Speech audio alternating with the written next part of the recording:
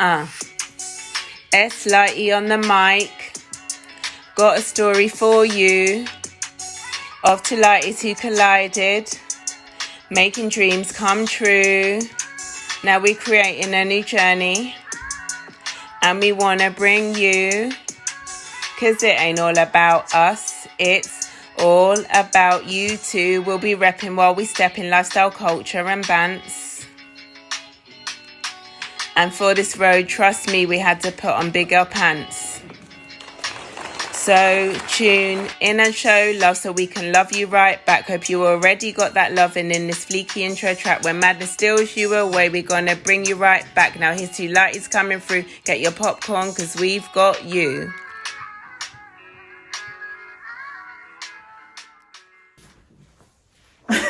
It's actually ironic how much of a white kid I look right now. I know. In my hands. If I say to you, who is a black kid, what would you say to that? I would say I'm a black kid. And how about if I ask you, who is a white kid? I would be the white kid as well.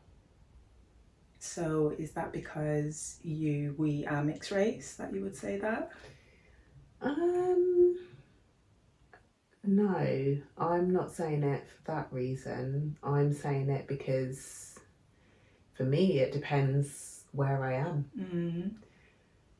and who I'm around, I guess, and how I am perceived and accepted. Because if I go to Ireland like I used to when I was a kid, and I used to do Irish dancing, you know, I'd go there and we'd have like rollers in our hair for the ringlets and stuff. And when I used to go there, it was very clear that I was looked upon, stared at.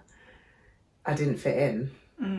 I didn't. There were no people that looked like me around me there, and everybody looked at me and let me know that, you know, that, oh, it's a black person, or, you know, I don't know if that's what that probably is what they were thinking, but I didn't really know it to a certain extent then. But I knew that, you know, I wasn't white.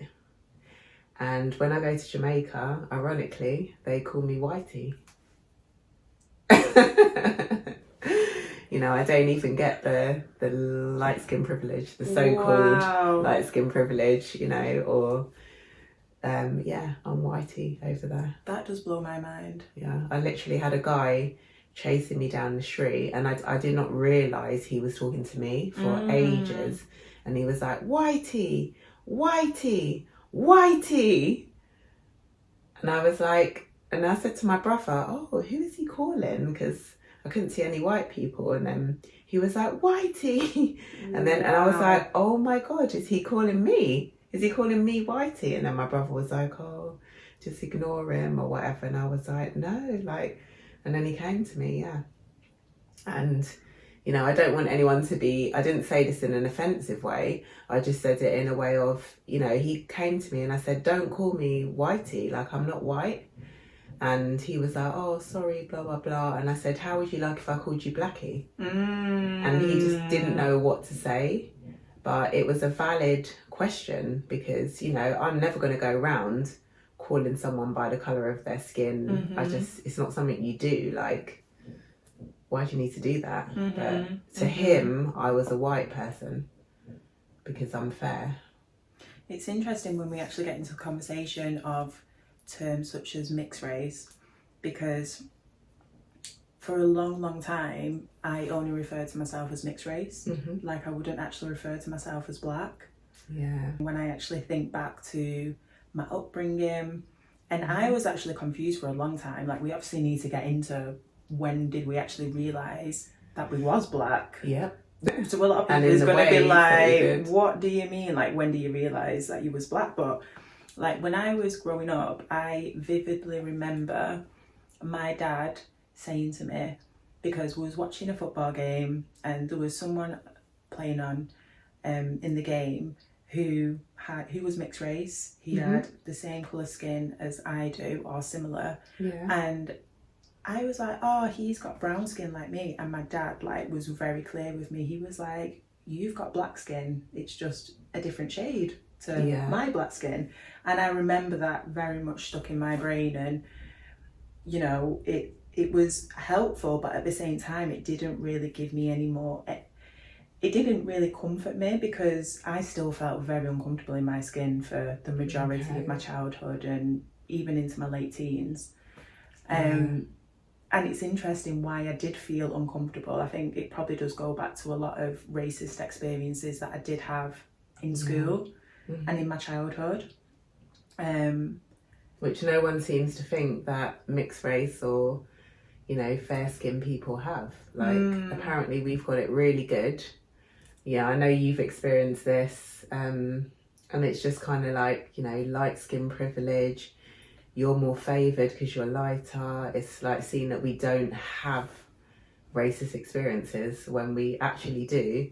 And, you know, sorry to cut in, but I just feel like one of the big things is, for me, and probably for you, we're not accepted on either side at times. And that's hard. It's like, you know, it's being called light skin privilege, but where's the privilege in that?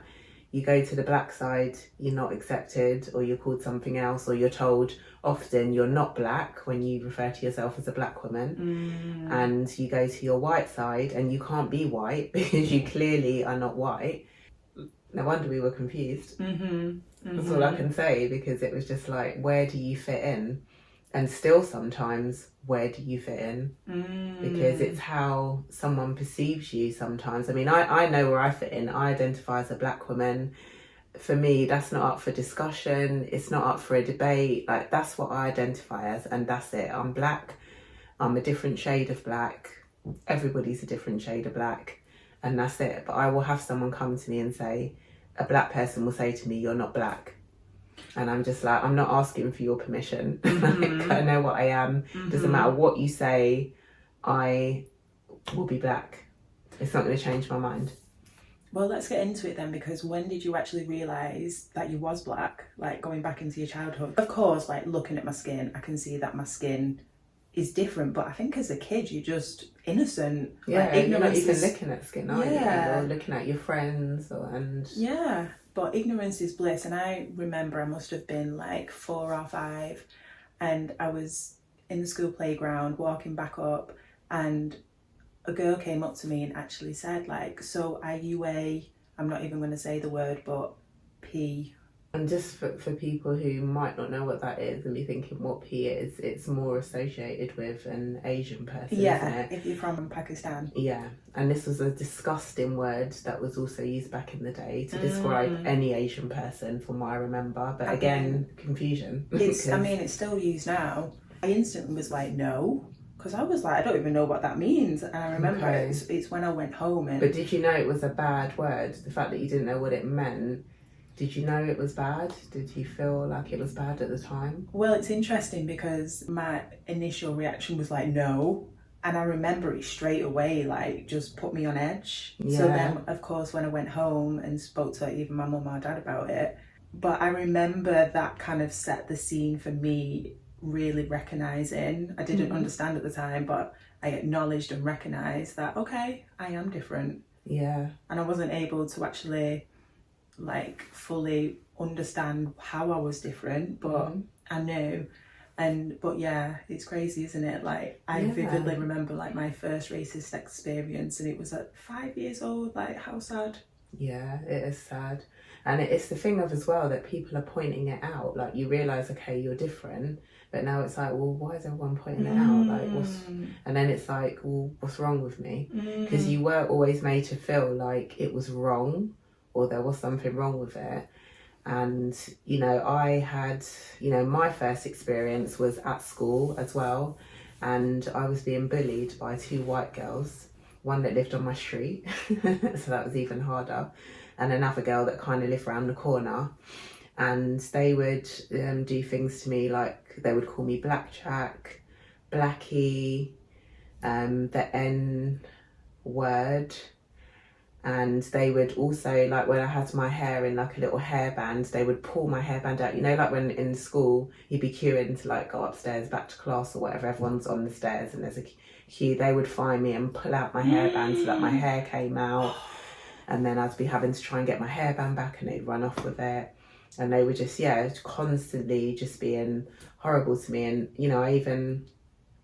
I'm happy for you where you said you could go and talk to your parents and ask them, but my household wasn't like that. It was, you know, I always say in my house, you know, when they say children should be seen and not heard, mine was kind of a not seen and not heard. It was just, you know, I kind of played in my corner, you know, playing with my dolls or whatever, cars, well, there's more cars. Yeah, cars and stuff, and just kind of listening to trying to gauge what goes on, but you couldn't really go up and ask a question. And when I did ask a question, that maybe it was because it was a difficult question and, you know, my parents didn't know how to answer it, they would just brush it off. So you didn't, there wasn't that approachability for you to go and say, oh, this happened at school today. And also with the bullying, I didn't want to go and tell my dad because I felt like my dad would be disappointed in me that I was letting someone bully me.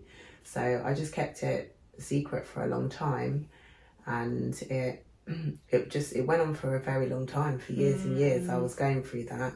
And then one day I just battered the girl. I mean, it was coming. It was coming. And then ironically I got in trouble and my dad had to come down to the school, and I was like, my dad's gonna have to come to school, he's gonna have to meet Miss Clark. Like, Miss Clark was the head teacher, she was quite mean.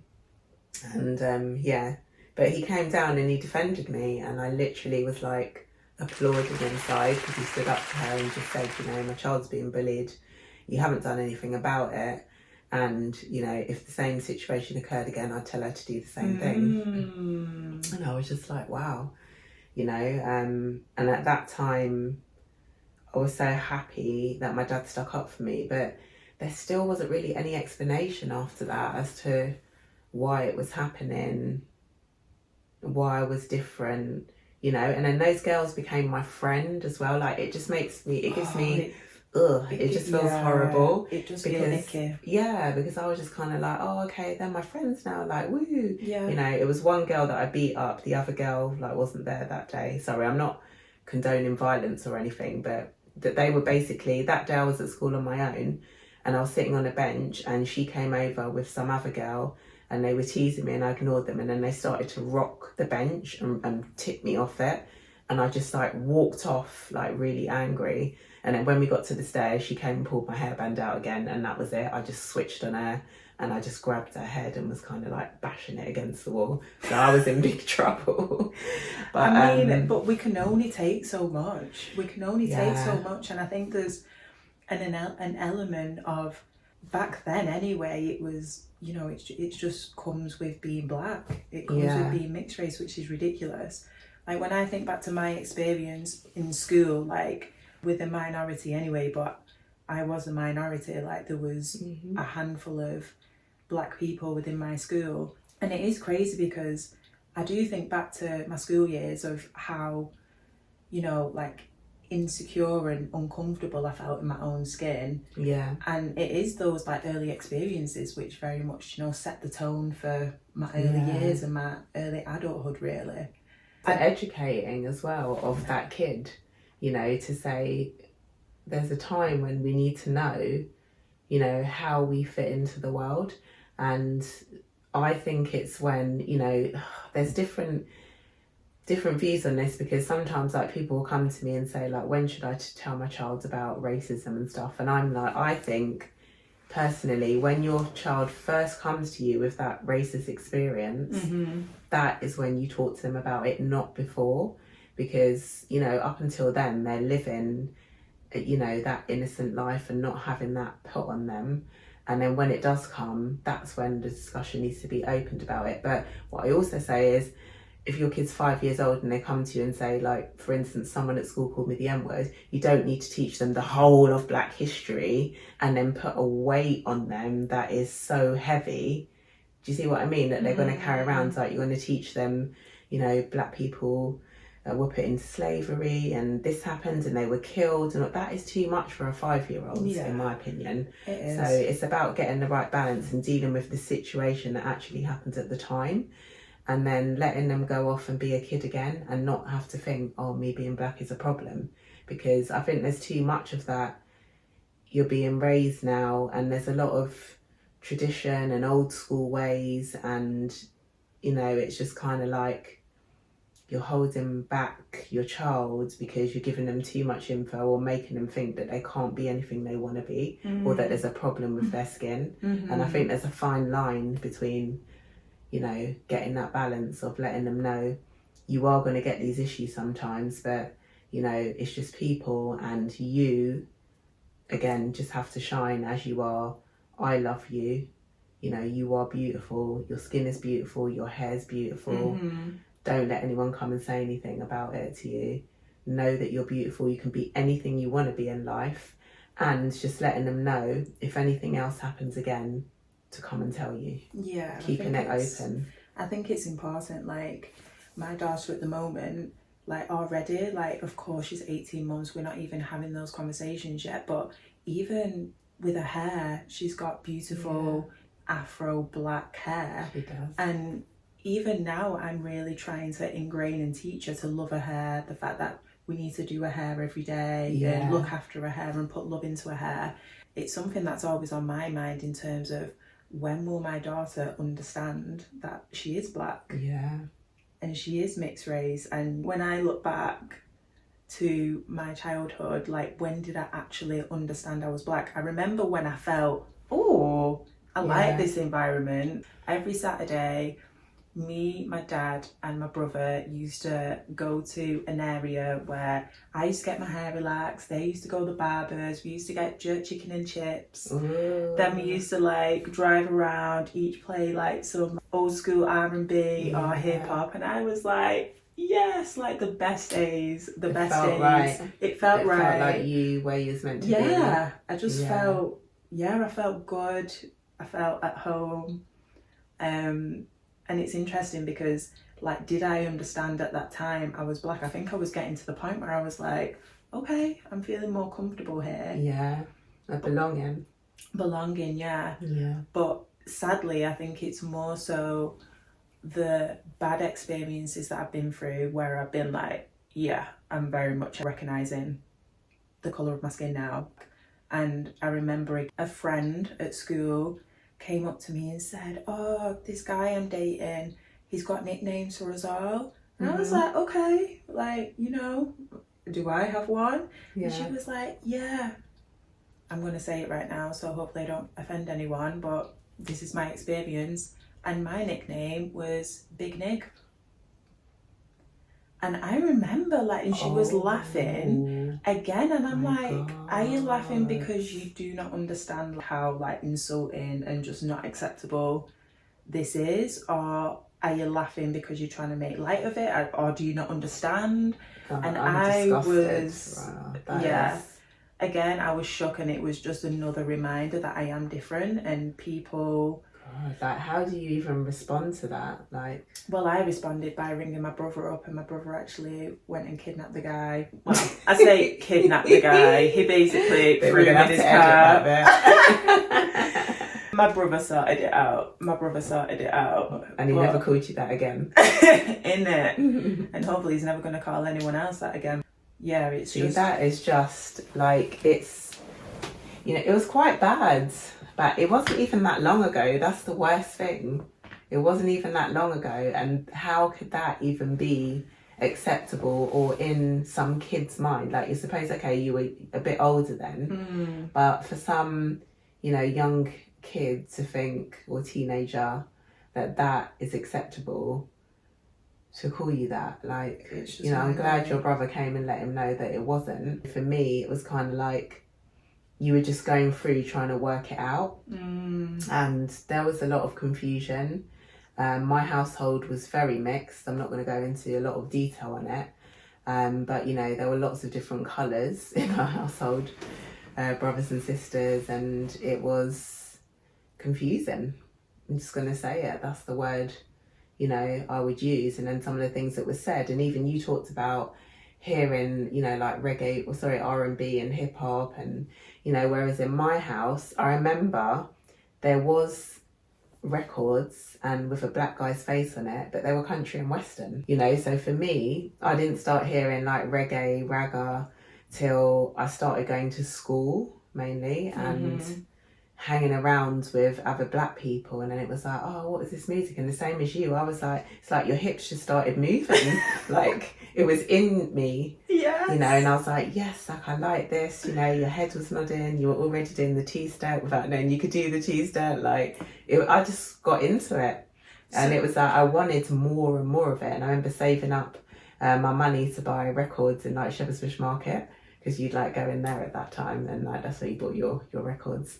LPs, if anyone still knows what they are. But yeah, it was, you know, and you'd save up all your money to get that music because you just wanted to like have the coolest, latest music. I love that. So do you feel like that's when you started expressing yourself as a black woman? Yeah. Black girl? Yeah, like I remember there was a group of older girls at my school, and most of them were, you know, darker skinned, and there was one girl that was like fair skinned, and I was hanging out with them, and I just loved being with them. I loved what they talked about. I loved the culture they talked about in their house. And again, my house was not cultured. So I grew up very more to the white side, which, you know, was kind of weird, but it is what it was.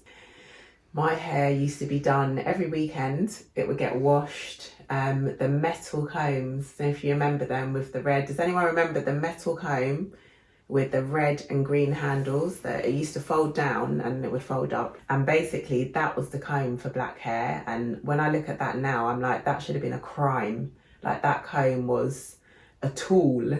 Like it shouldn't even be called a comb. Yeah. And I had a lot of hair, a lot.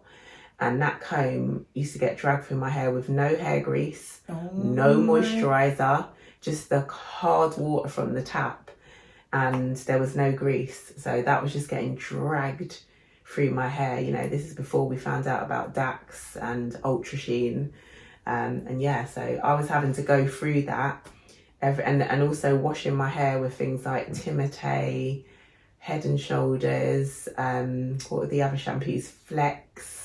Like, so it was all the cheap crap. That'd just dry your hair out even more. It was the worst. And, you know, I used to just be screaming. Oh. I hated having my hair done. And what would happen is, because of that traumatic experience, when it came to like, so let's say my hair got washed on Sunday, when I go to school now on Monday, and you know, like the sides of your hair comes down, that's always the first bit to get messy on black hair.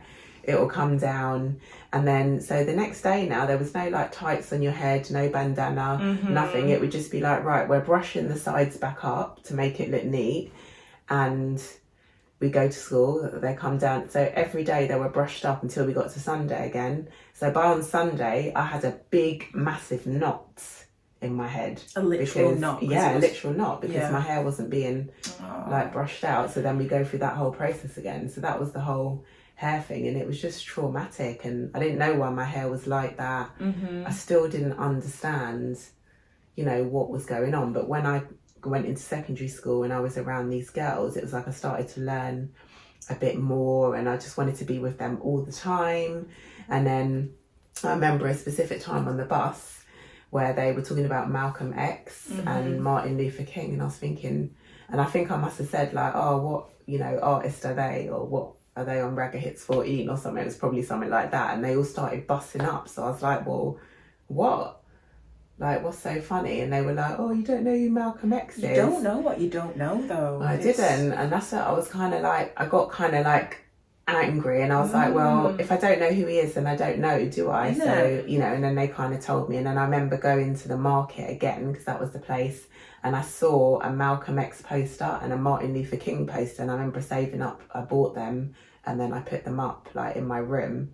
So, you know, and that was when I had that I Have a Dream poem, and yeah, some stuff on Malcolm X as well. And so I was educating myself, but it wasn't enough. It wasn't enough. These were just two black people that I knew were very significant, but I didn't know how significant. But, you know, I needed them, in my life.